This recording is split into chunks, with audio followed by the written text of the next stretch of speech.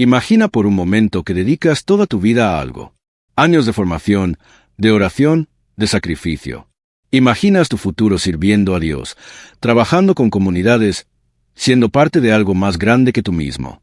Y entonces, cuando llega el momento decisivo, cuando todo debería comenzar, alguien dice, espera. Y esa espera dura 1 año, luego 2, luego 5, luego 8 años completos. Y nadie te explica por qué. Esta no es la historia de un solo joven. Es la historia de casi 100 vocaciones suspendidas en el tiempo. 100 hombres que terminaron su formación sacerdotal hace años y siguen esperando su ordenación. No porque hayan cometido errores, no porque hayan abandonado su fe, sino porque la comunidad a la que pertenecen lleva casi 1 década bajo una intervención que nadie termina de explicar con claridad. Y lo más inquietante de todo esto no es solo el tiempo, es el silencio.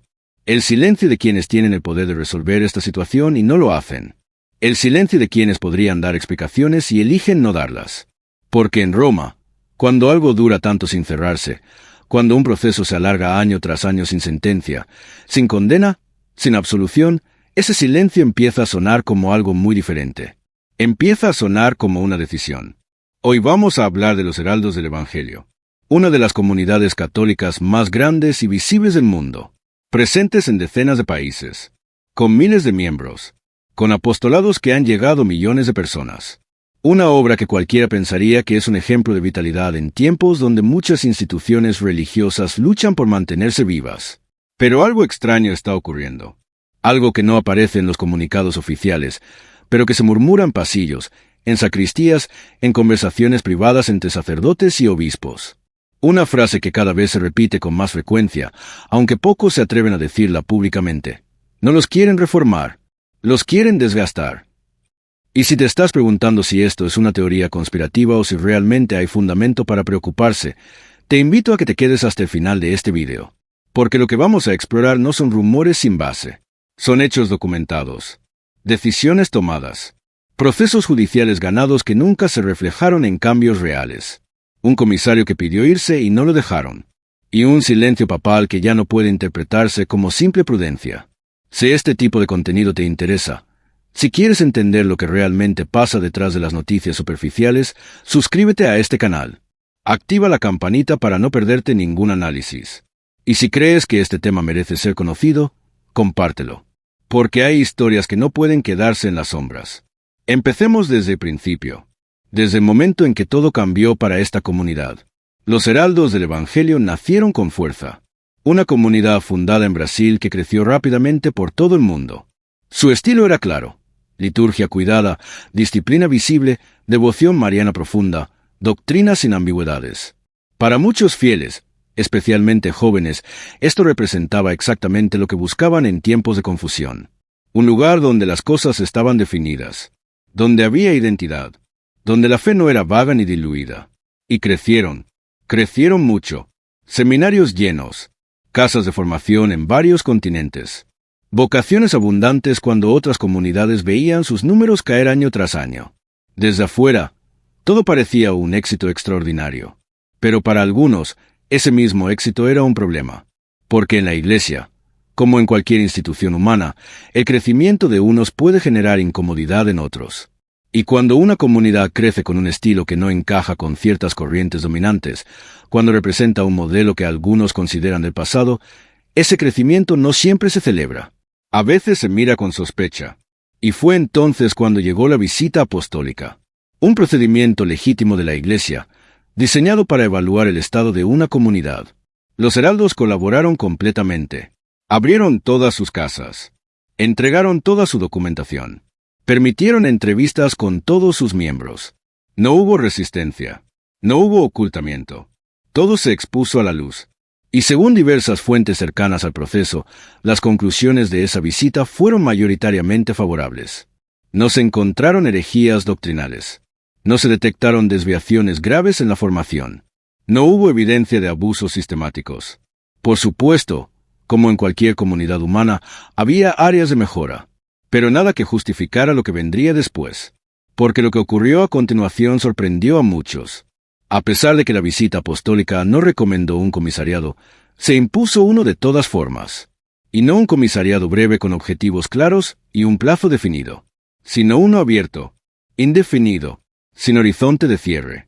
¿Qué significa esto en términos prácticos? Significa que desde ese momento, la comunidad quedó paralizada. No podían tomar decisiones importantes sobre su futuro. No podían abrir nuevas casas. No podían expandir su apostolado libremente. Era como un barco anclado en puerto, con el motor encendido pero sin permiso para zarpar. Esperando. Siempre esperando. Y lo más doloroso vino después. La prohibición de ordenaciones sacerdotales. Esto no es un detalle administrativo menor. Es devastador.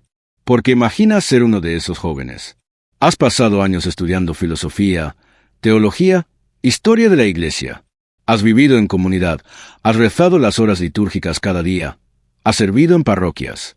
Tu formación está completa. Tus superiores te consideran preparado. Y entonces te dicen, todavía no, tienes que esperar. No sabemos cuánto tiempo. Un año pasa, luego otro, luego 5, luego 8, y sigues esperando. Si estás empezando a pensar que esto suena injusto, déjame un comentario explicando por qué. Y si conoces casos similares en otras instituciones, compártelos. Porque esta conversación necesita todas las perspectivas posibles. Ahora bien, tal vez te estés preguntando, ¿pero habrá alguna razón grave para este bloqueo? ¿Habrá acusaciones serias que justifiquen estas medidas tan drásticas? Aquí es donde la historia se vuelve aún más desconcertante. Porque sí, hubo acusaciones. Muchas. Más de 30 procesos civiles y penales fueron iniciados contra miembros de la comunidad y contra su fundador. Denuncias de todo tipo. Algunas llegaron a los tribunales. Otras fueron investigadas exhaustivamente. Y el resultado fue categórico. Todos, absolutamente todos esos procesos fueron ganados por la comunidad o archivados por falta de pruebas. No hay una sola condena. No hay una sola sentencia adversa. No hay culpabilidades demostradas ante ningún tribunal civil. Entonces surge la pregunta inevitable. Si todos los juicios fueron ganados, si no hay condenas, ¿por qué continúa el castigo?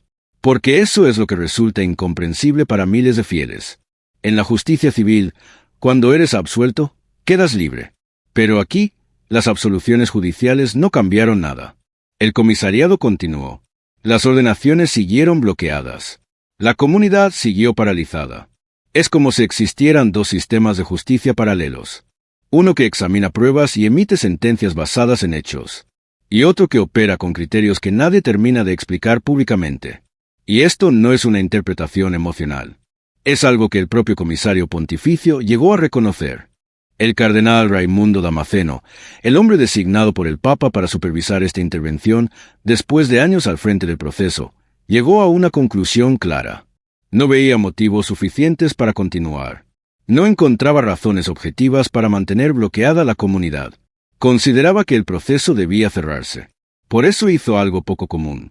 Pidió su renuncia como comisario. No porque estuviera cansado o enfermo, sino porque en su evaluación profesional y moral, el comisariado ya no tenía sentido. Y aquí ocurre uno de los momentos más extraños de toda esta historia. Su renuncia fue rechazada. No por el Papa directamente, sino por instancias intermedias. Y esto dentro de la estructura de la Iglesia resulta profundamente inusual. Porque un comisario pontificio responde al Papa. Si el comisario dice mi trabajo aquí terminó, lo lógico es que la máxima autoridad evalúe esa solicitud. Pero no. La respuesta vino de otro nivel.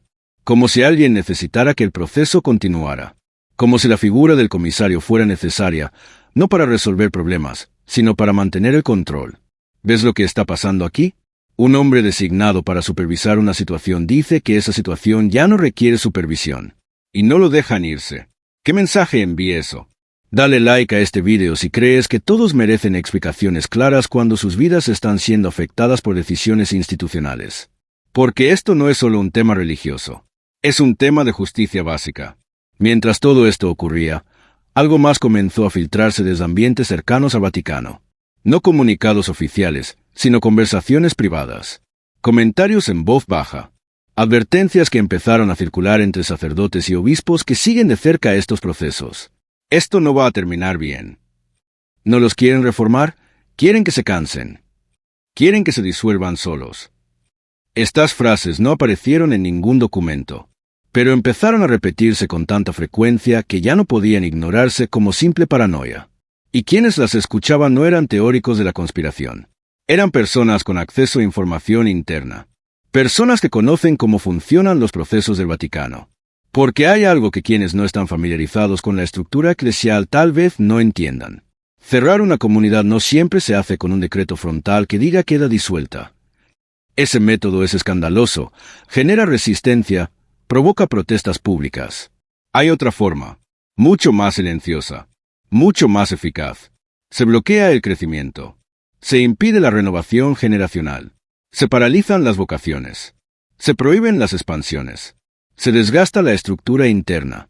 Y se deja pasar el tiempo. Años. Lo suficiente para que el fuego se apague solo. Y cuando finalmente se cierra la puerta, ya casi no queda nadie dentro para protestar. Eso es lo que hoy inquieta profundamente a quienes siguen este caso. Porque todos los elementos de ese patrón están presentes. 8 años de intervención sin resolución. Un comisario que quiso irse y no lo dejaron. Ordenaciones bloqueadas sin causa doctrinal demostrada. Silencio ante peticiones formales de diálogo. Y ahora, el Papa León XIV, la máxima autoridad que podría cerrar este capítulo con una sola palabra, guarda silencio público. Ese silencio es lo que más pesa. Porque cuando una autoridad puede aclarar una situación y decide no hacerlo, ese silencio deja de ser neutral. Se convierte en un mensaje en sí mismo. Y en Roma, todos saben leer esos silencios. Ahora bien, hay quienes dirán, tal vez hay razones confidenciales que justifican todo esto. Razones que no pueden hacerse públicas. Y es un argumento válido. Las instituciones a veces manejan información sensible que no debe exponerse. Pero aquí hay un problema con ese argumento. Si hubiera razones confidenciales gravísimas, ¿por qué todos los procesos judiciales civiles fueron ganados? ¿Por qué ningún tribunal encontró pruebas suficientes? ¿Por qué el propio comisario dijo que no veía motivos para continuar? Las razones confidenciales tienen límites. Y cuando esas razones contradicen todos los fallos judiciales públicos, cuando contradicen la evaluación del propio supervisor designado, entonces la confidencialidad empieza a parecer más una excusa que una protección legítima. Y esto nos lleva a otro elemento clave que muchos prefieren no mencionar abiertamente. El factor ideológico.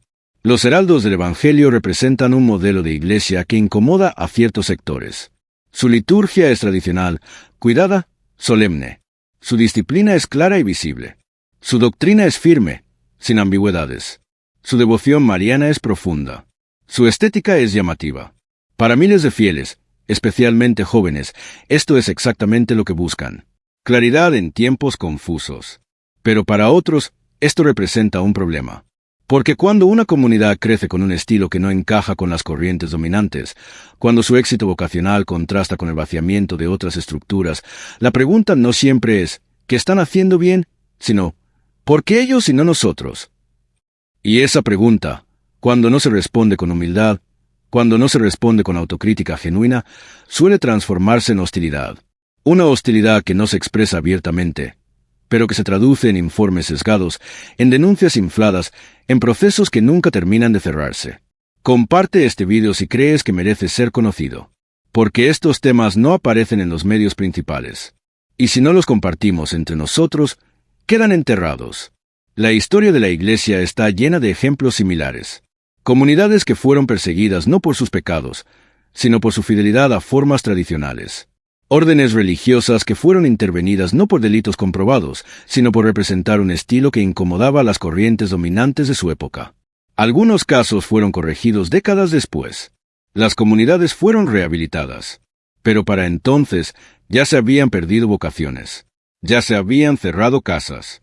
Ya se habían causado heridas profundas que no sanaron fácilmente. Y la pregunta que muchos se hacen hoy es, ¿estamos presenciando uno de esos casos? Estamos viendo en tiempo real cómo una comunidad fiel es desgastada no por lo que hizo mal, sino por lo que representa. Ante esta situación, los heraldos del Evangelio tomaron una decisión difícil. Decidieron hacer pública su defensa. Publicaron un libro de más de 700 páginas. No un panfleto emocional, no un ataque, sino un archivo documentado, con cronología detallada, con actas, decretos, correspondencia, todo respaldado. Todo verificable. Ese libro, Según quienes lo han leído, expone con precisión quirúrgica las irregularidades del proceso. Decretos mal emitidos. Documentos alterados. Clasificaciones jurídicas incorrectas. Falta de derecho a la defensa en momentos clave. Filtraciones a la prensa antes de notificar a los interesados. Un verdadero linchamiento mediático coordinado. Y aquí aparece un nombre que se repite en los testimonios recogidos. Un cardenal que, según múltiples fuentes, manifestó abiertamente su deseo de acabar con la comunidad. No por delitos comprobados, sino por desacuerdos ideológicos, por rechazo a su estilo de vida, por oposición a su carisma visible y tradicional. Esto no es especulación. Esto está documentado en testimonios recogidos por personas que estuvieron presentes en conversaciones internas. Y aunque no podemos verificar cada detalle de forma independiente, el patrón es demasiado consistente para ignorarlo. Esto no es especulación. Esto está documentado en testimonios recogidos por personas que estuvieron presentes en conversaciones internas. Y aunque no podemos verificar cada detalle de forma independiente, el patrón es demasiado consistente para ignorarlo. Porque cuando múltiples fuentes independientes cuentan la misma historia, cuando los hechos públicos coinciden con los testimonios privados, cuando las decisiones tomadas parecen seguir una lógica que no se explica por la justicia sino por la estrategia, entonces ya no estamos hablando de paranoia. Estamos hablando de un patrón reconocible. Ahora bien, hay otro elemento que complica aún más esta historia. El Papa León XIV, según información confirmada por personas cercanas a la comunidad, recibió datos incorrectos sobre el caso. Se le presentaron denuncias ya archivadas como si siguieran vigentes. Se le habló de situaciones inexistentes. Se le describió a la comunidad bajo una luz que no coincidía con los hechos verificables en tribunales. Y cuando una decisión se toma sobre información falsa o incompleta, el daño puede ser enorme. Porque el Papa, como cualquier líder, depende de la calidad de la información que le llega. Si esa información está sesgada, filtrada por personas con agendas propias, las decisiones resultantes pueden ser injustas sin que él siquiera lo sepa. Por eso el libro publicado por los Heraldos no puede entenderse como un ataque al Papa. Es, paradójicamente, un intento de llegar a él con la verdad completa. Aquí están los hechos para que quien tiene la autoridad final pueda ver más allá de los filtros burocráticos. Pero hasta ahora, ese gesto no ha recibido respuesta pública. No ha habido una audiencia oficial con representantes de la comunidad. No ha habido un comunicado aclaratorio. No ha habido un gesto que indique que el caso está siendo revisado con nuevos ojos. Y ese silencio, lo repito, es lo que más pesa. Si has llegado hasta aquí, déjame un comentario diciendo qué piensas sobre todo esto. ¿Crees que hay elementos suficientes para preocuparse? ¿O crees que debemos confiar en que las autoridades saben más de lo que podemos ver desde afuera? ¿Por qué esa es la tensión que muchos fieles viven hoy? Por un lado, el deseo de confiar en las instituciones. Por otro, la evidencia de que algo no está funcionando como debería. Y mientras esa tensión crece, dentro de la comunidad la vida continúa bajo una sombra constante. Los jóvenes siguen rezando, siguen formándose, siguen sirviendo lo que se les permite.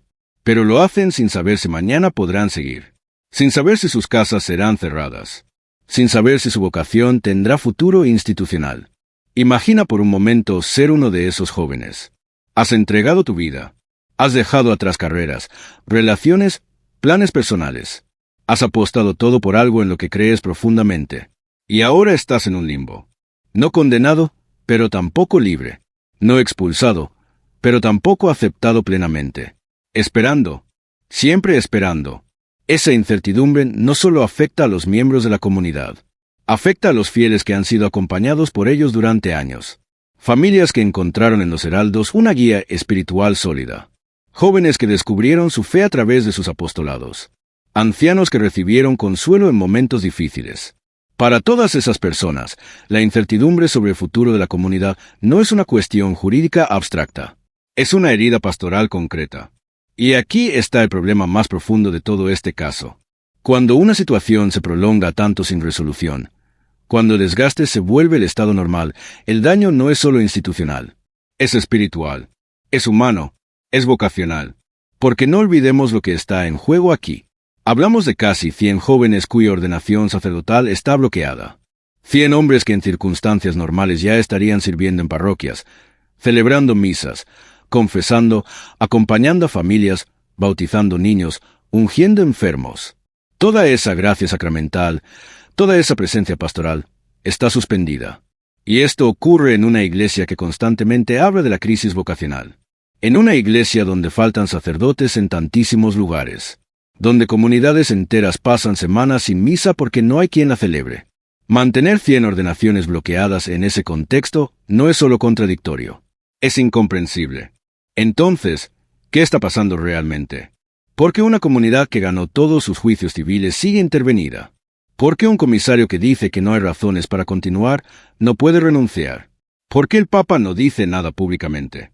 Hay quienes argumentan que estos procesos son complejos, que requieren tiempo, que la prudencia es necesaria. Y todo eso es cierto. Pero hay un límite. La prudencia que se extiende durante 8 años sin resultados claros deja de ser prudencia. Se convierte en parálisis. O peor, en estrategia. Porque si realmente no hay intención de cerrar a los heraldos, si realmente solo se trata de reformas necesarias, entonces lo lógico sería establecer plazos claros. Objetivos concretos. Indicadores verificables. Cuando se cumplan estas condiciones, el comisariado terminará. Pero nada de eso existe. No hay horizonte. No hay meta visible. Solo un sigue esperando indefinido. Y cuando no hay horizonte, cuando no hay meta, cuando solo hay espera sin fin, la gente empieza a sospechar que el proceso mismo es el objetivo. Que el desgaste no es un efecto secundario, sino el plan. Suscríbete a este canal si quieres seguir explorando temas que otros no tocan. Porque aquí no buscamos sensacionalismo, buscamos verdad. Y la verdad, aunque incómoda, siempre merece ser buscada. Ahora bien, hay una pregunta que tal vez te estés haciendo. ¿Qué pueden hacer los fieles comunes ante una situación como esta? Si el problema está en los niveles más altos de la estructura eclesial, ¿qué puede hacer alguien que simplemente quiere justicia? La respuesta no es simple, pero tampoco es imposible.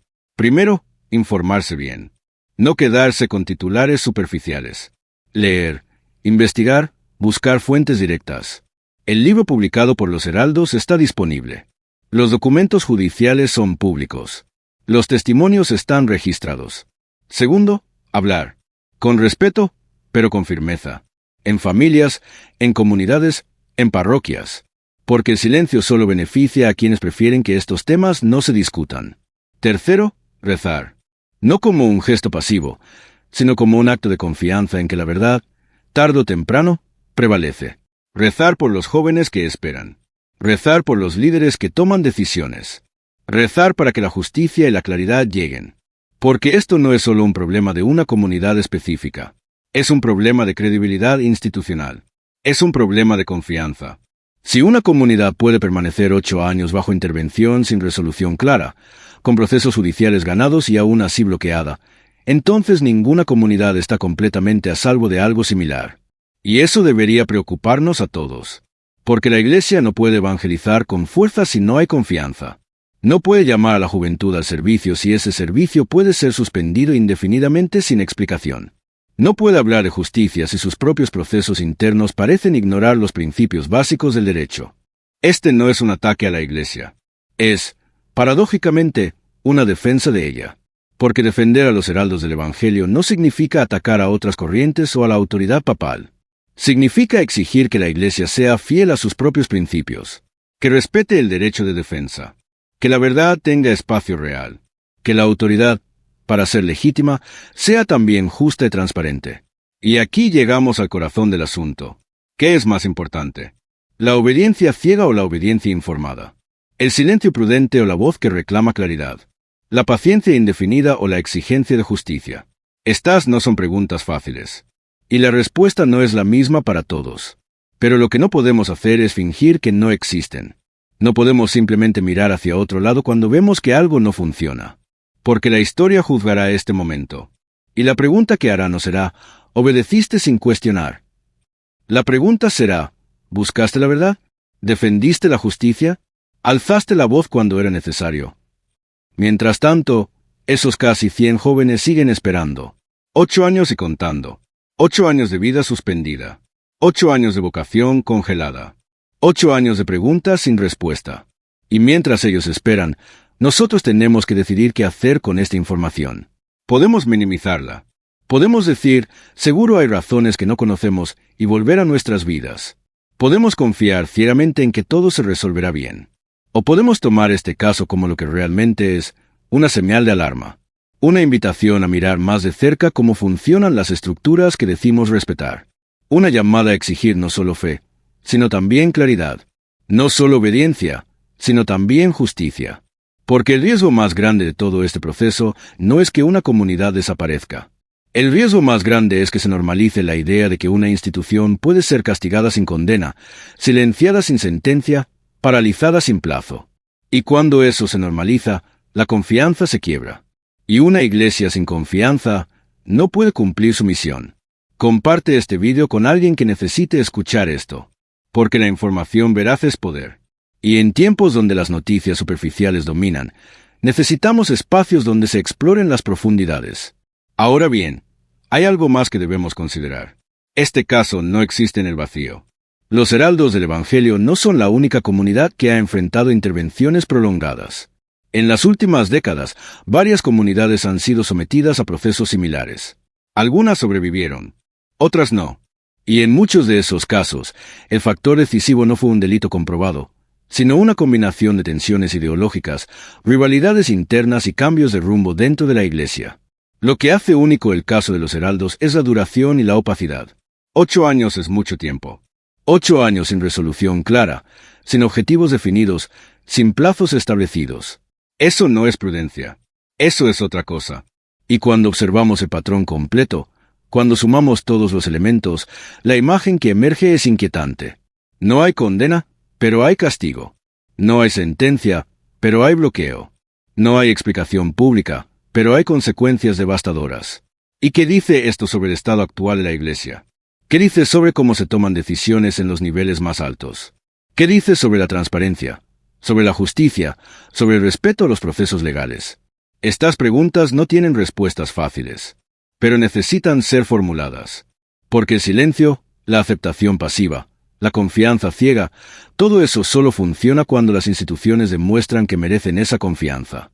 Y cuando los hechos empiezan a contradecir esa confianza, cuando el patrón se vuelve demasiado evidente para ignorarlo, entonces el cuestionamiento no es rebeldía, es responsabilidad. Los heraldos del Evangelio podrían haber elegido el silencio total. Podrían haber aceptado pasivamente todo lo que venía. Podrían haber esperado en privado, sin hacer ruido, sin defender públicamente su nombre. Y tal vez eso hubiera sido más prudente en términos de no incomodar a nadie. Pero eligieron otro camino. Eligieron la defensa pública. Eligieron documentar. Eligieron hacer visible lo que otros preferían mantener oculto. ¿Fue la decisión correcta? El tiempo lo dirá. Pero lo que es indiscutible es que esa decisión requirió valentía. Porque defender tu nombre cuando las fuerzas en tu contra incluyen estructuras poderosas, cuando el riesgo de represalias es real, cuando el resultado está lejos de estar garantizado, eso no es fácil. Y aquí está la pregunta final que quiero dejarte. ¿Qué harías tú en su lugar? Si fueras uno de esos jóvenes que lleva 8 años esperando su ordenación. Si fueras uno de los líderes de esa comunidad viendo cómo la obra de décadas se paraliza sin explicación clara. Si fueras uno de los fieles que encontró en esa comunidad su hogar espiritual. ¿Qué harías? ¿Esperarías en silencio, confiando en que eventualmente la justicia llegará? ¿O alzarías la voz, exigirías respuestas, defenderías públicamente lo que crees justo? No hay respuesta correcta universal. Cada persona debe decidir según su conciencia. Pero lo que no podemos hacer es juzgar a quienes eligieron alzar la voz después de 8 años de silencio. Dale like a este video si crees que la conversación debe continuar. Porque estos temas no se resuelven con un solo análisis. Se resuelven con diálogo sostenido, con información compartida, con reflexión colectiva. Entonces, ¿hacia dónde va esta historia? ¿Cuál será el final de los heraldos del Evangelio? Nadie puede decirlo con certeza. Pero las opciones son limitadas. O el comisariado se levanta, las ordenaciones se retoman, y todo esto queda como una prueba dura pero superada. O el proceso continúa indefinidamente hasta que la comunidad simplemente se agote y se disuelva sin decreto formal. O hay una tercera opción que nadie quiere considerar, un cierre oficial que confirmaría las peores sospechas. Lo que es seguro es que esta situación no puede continuar indefinidamente sin consecuencias. Porque el daño ya está hecho.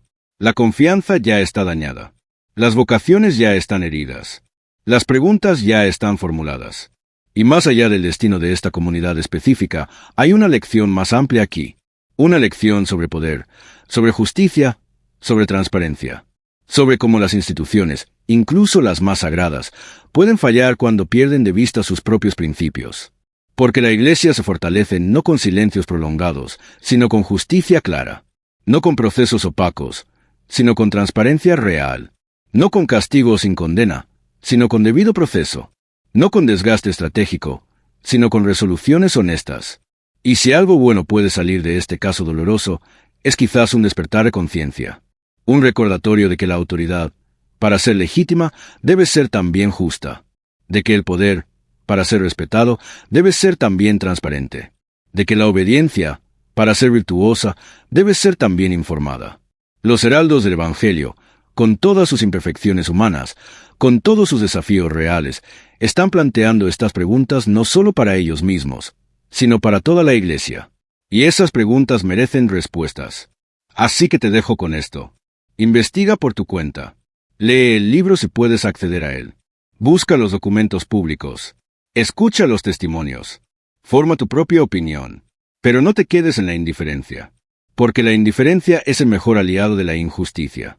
Y déjame un comentario largo explicando tu postura. ¿Crees que estamos ante una reforma necesaria que simplemente está tomando tiempo? ¿O crees que hay elementos que justifican una preocupación seria? ¿Qué harías tú si estuvieras en el lugar de estos jóvenes? Oremos por los heraldos del Evangelio. Oremos por los jóvenes que esperan ser ordenados. Oremos por quienes toman decisiones en Roma. Y oremos para que la verdad, tarde o temprano, tenga la última palabra. Porque al final, más allá de todas las complejidades, más allá de todas las estructuras, más allá de todos los procesos, hay algo simple y fundamental en juego. La dignidad de personas que entregaron su vida a algo más grande que ellas mismas. Y esa dignidad merece ser respetada. Siempre. Nos vemos en el próximo análisis. Y recuerda, suscríbete, comparte, comenta. Porque hay historias que no pueden quedar en la sombra.